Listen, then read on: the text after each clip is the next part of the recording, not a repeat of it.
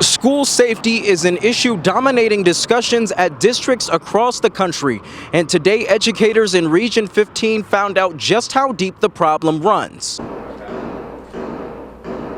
In order to tackle one of the biggest issues facing the country, educators first have to try to wrap their minds around it. And at the Region 15 Education Service Center, this presenter is the first of many who are here to help them understand the problem. I think a layered security model is how we have to go, that we can't just over-rely on one thing like, say, physical security models, or layer on one thing like behavioral threat assessment, that it has to be both. Brian Van Brunt specializes in threat assessment, and he says while a worrying comment is one of multiple behavioral patterns to look out for, concern for the student has to go hand in hand with minimizing the danger. So that's where this idea of not profiling people, not punishing them, not pulling them in a aggressive or discipline-oriented way, but instead seeing this as a point of conversation. One administrator here has only been on the job for a week, but he says the threats facing his schools aren't just limited to violence. You train for all of the massive things you think about seeing on the TV, but really it's more day-to-day things that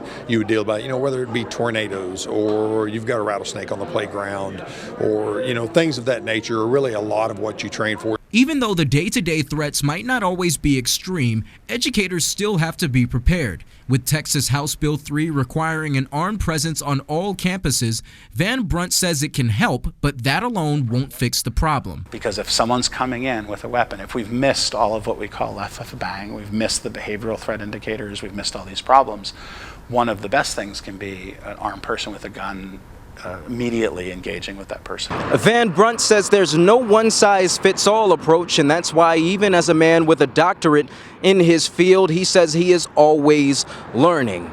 From Lone Star Middle School, Sean Humphrey, Fox West Texas.